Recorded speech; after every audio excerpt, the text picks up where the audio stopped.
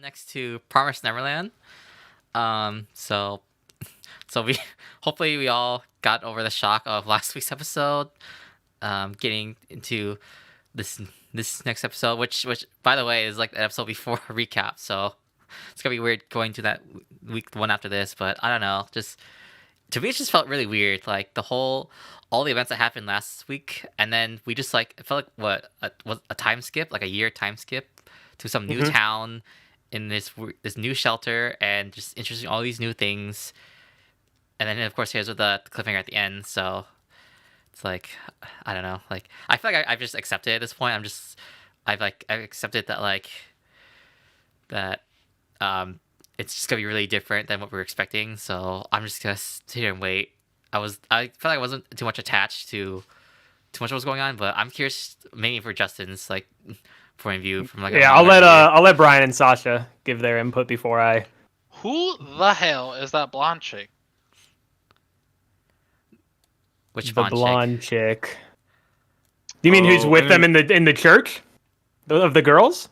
Yeah, there's this blonde girl. Who is that? I think she was there before. I think she's been there. Yeah. I think her name is. Did she like change her hair or something? Because her hair might have gone like longer or something. Something did change though. Yeah. I was so confused. I was like, "Who the fuck are you?" Yeah, that might have been Goldie Pond or Yugo. I think that's her name. Yo, man, you need to chill.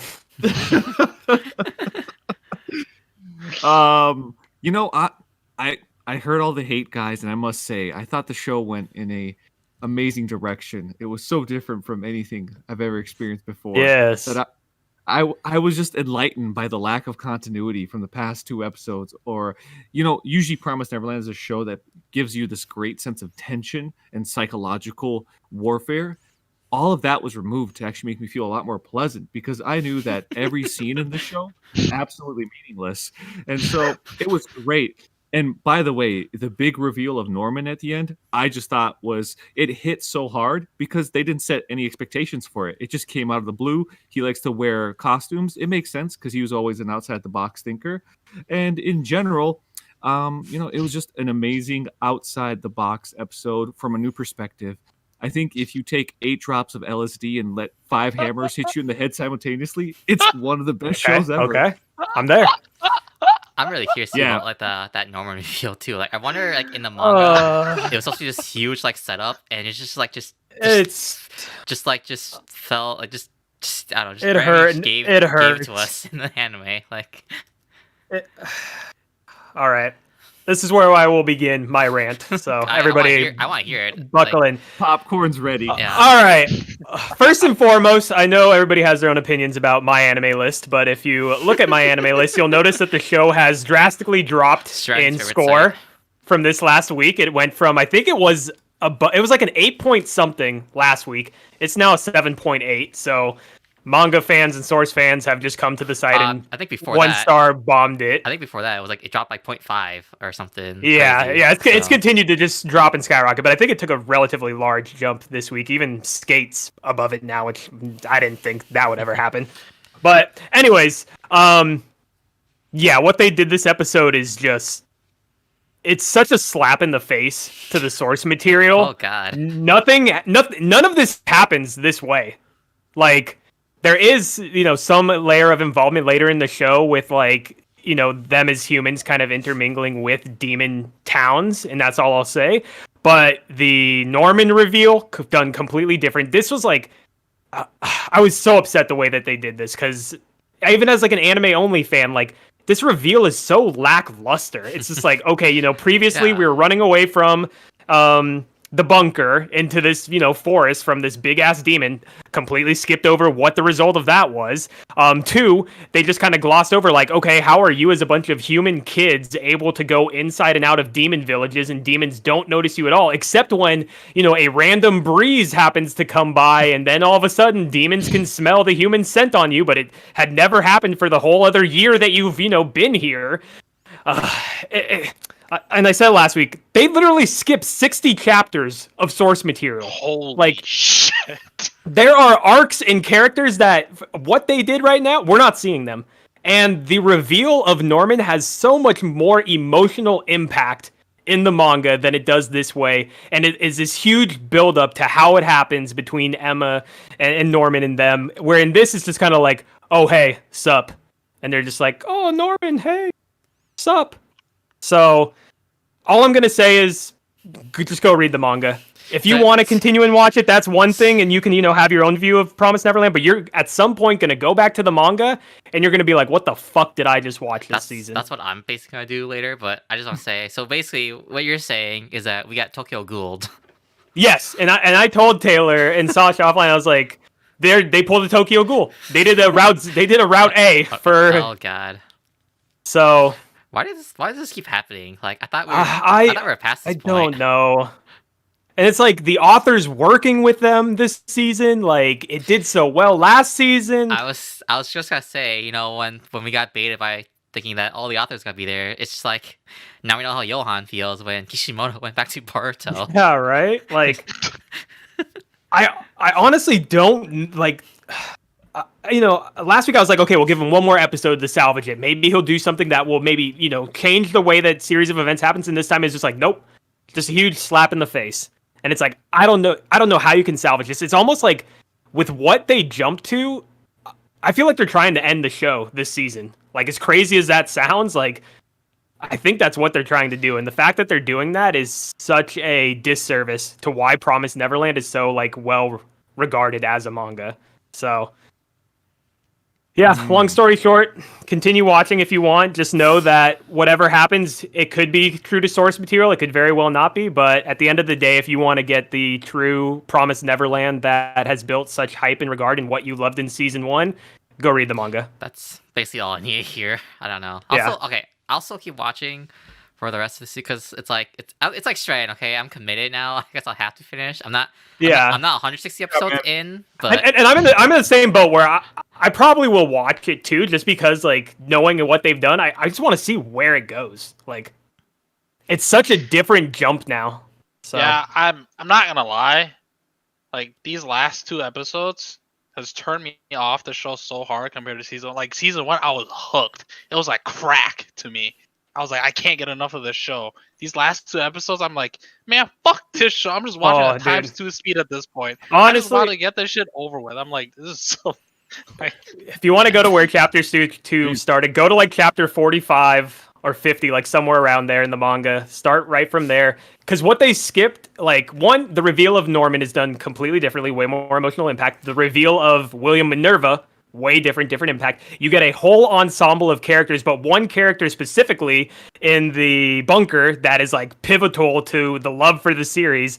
And then also in these arcs that they've skipped, there are so many badass battles between humans and demons that occur that, man, even I had forgotten at the time. Like, I went back and was like, what happened between, these chapters? And it's just like, holy shit. Like, there was so many good fights into, like, your point, Brian, of just wanting to get, like, that kind of psychological, like, action and everything. Like, that's exactly what would or should have happened after the bunker scene. Like, that's what was coming and everybody was so excited for. And they were just like, nah, fuck it. 1 year skip. Oh, hey, here's Norman.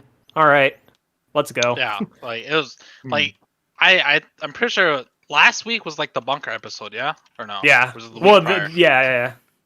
So, like, I remember during our discussion, I was like, you're shit talking pretty hard at this point. I'm just gonna real quick check out the manga, see where it's at. And they introduce a whole different character. I was like, yo, where the fuck is this guy? Yeah. He looks like a fucking badass in this show. I was like, And I felt like most of you guys are gonna really like that character. And I was like, that character and other characters that you get to meet, when shit goes down at the bunker eventually, it's going to have so much more impact and meaning. It's not going to be this bullshit of like, oh, a bunch of kids fired 2 arrows at this military-trained officer and somehow, knocked his gun out of his hand and then escaped. Like, it's so bad. And it's, without much more spoiler, it is graphic as hell in the manga. Like, you're going to get some, like, fucked up shit to come down the road. So, if that's what you like and that's what you enjoy, and that's what you enjoyed from season 1, where it's dark, psychological, and, like, really messed up, like, just start at chapter 50. That'll put you right at the bunker, introduce you to this new character that everybody from the manga loves, and quote unquote the best arc of the entire season that he kicks off. Really? That man just makes it worse. Oh man, that's why like everybody's so mad. I mean, I think we all just need a new perspective. If we just practice some mindfulness, we'd really. Yeah, some deep breathing can. So, question, man. Justin. Yeah. I did some perusing online, and Okay. the common sentiment I've gotten is even though this part has been horribly butchered, many people thought Promised Neverland started off great, then it still kept that steam going, Yep. and then they said the last third of the manga kind of teetered off and fell flat for them. Yeah, so that's the one caveat I will say. Like, when you go down the manga route, like, you're gonna get the best arcs of the season, but the ending is gonna be a little bit controversial or may fall flat. But at the Do end you of the think- day, yeah, go ahead. Is there any chance, like even like a speck, a modicum of a chance, that this has a better ending than the manga?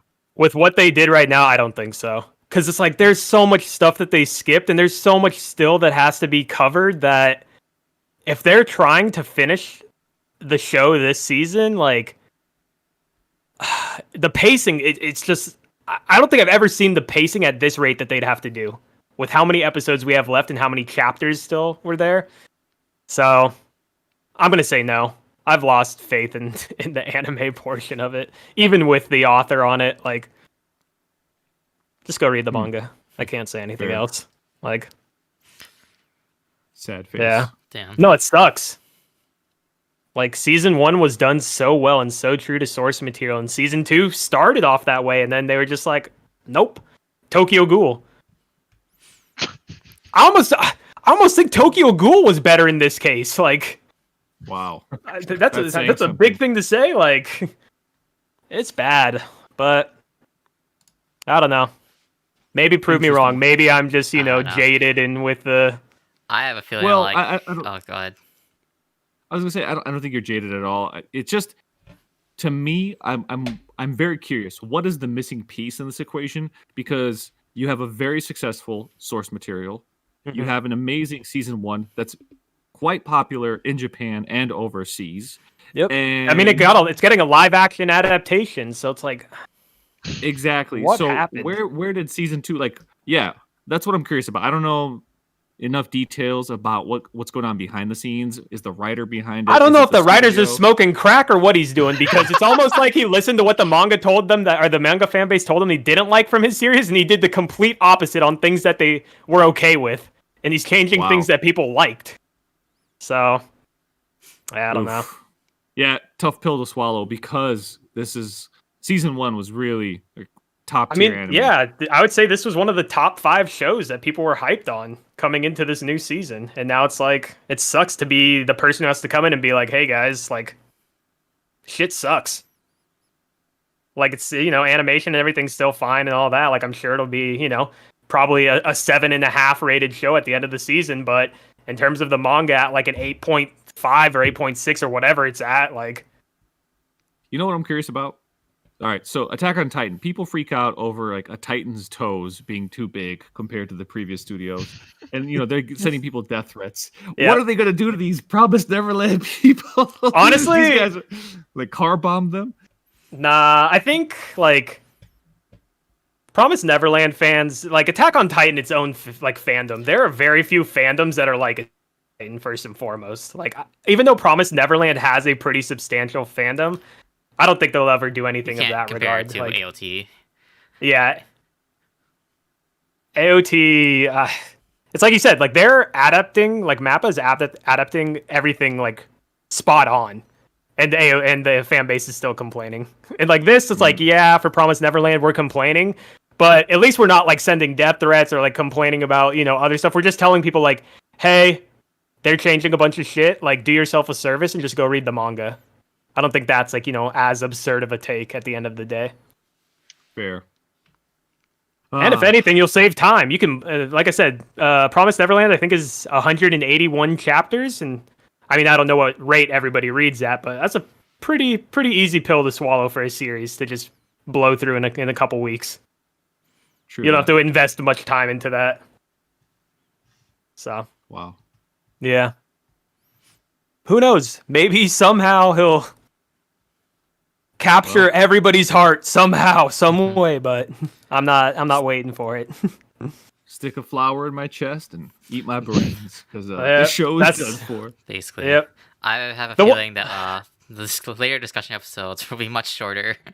I don't. Probably. I The don't only know. thing I will say that I did like from this episode is how they touched upon the 2 young kid demons that were like basically getting cancer because they hadn't eaten human meat or like high grade human meat. So that was something that was like a good reflection of the importance of like why demons need to eat meat and how they kind of like deform further if they don't eat human meat. So Yeah, I agree. It's just the problem with this entire season is anything that's brought up that's slightly interesting is completely disregarded right after Yeah. that. So it's like the help writing. We didn't really get too much in that. The phone call afterwards, like, yeah, you heard her conversation, but there was no follow up on that. They just left the Yeah. bunker. Yeah. So there's like 15 to 20 characters in the arcs that they skip that you don't get to see. God damn, that's It's- so many. it's- What the fuck? It's this is gonna bad. be a must read. Must read now. Yep. Yep. Please go read, and then hopefully when everybody's read it, we can have a separate discussion of what happened with the anime and then what we all think now that we've read the manga. Perfect special episode. Exactly. You know what they should do? They should go the FMA route and just take everyone who worked on the second season and sacrifice their bodies for Philosopher's Stones to There we go. restart and wipe people's memories. Maybe that's what he's trying to do. He took all the characters from the manga and he's just trying to use a Philosopher's Stone to do the rest of the series the way he wanted to or the way he thought it should have been done.